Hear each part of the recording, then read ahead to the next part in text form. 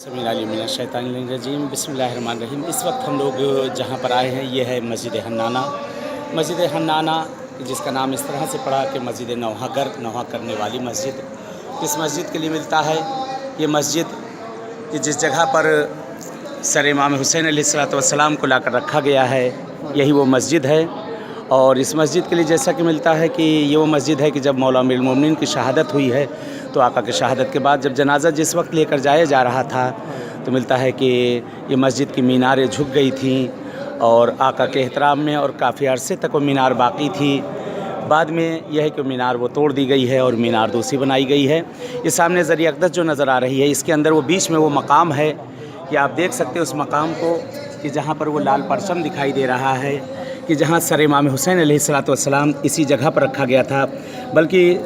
यहाँ पर बाज़ उलमा ने नक़ल किया है और अल्लामा खुर्र आमली और दीगर यहाँ पर लोगों ने नक़ल किया है, शेख मुफीद ने भी, कि एक रवायत के मुताबिक कि सर इमाम हुसैन को यहाँ दफन किया गया है और एक रवायत के मुताबिक है कि सर इमाम हुसैन से कुछ गोश्त के टुकड़े थे जो निकले थे कि उसको इस जगह पर दफन किया गया है कि अभी ये ज़मीन वो सुर्ख़ है उसी तरीके से। इसीलिए मिलता है इस मस्जिद के लिए कि यहाँ पर बीवियों ने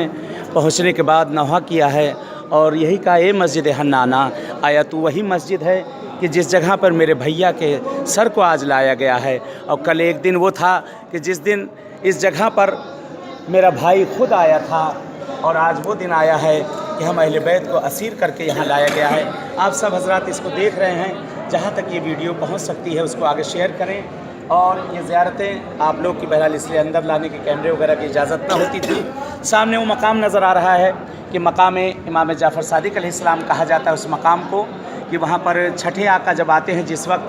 तो मौला इमाम सादिक अलैहिस्सलाम ने उस जगह पर नमाज़ पढ़ी तो लोगों ने पूछा आका आपने इस मस्जिद में कौन सी नमाज़ पढ़ी, तो मौला फरमाते हैं कि ये वही मस्जिद है कि जहाँ मेरे जद इमाम हुसैन के सर को लाया गया है। मिलता है कि मौला ने यहाँ पर गिरियोज़ारी की और नौहागरी की और उसके बाद अहले बैत रसूल ने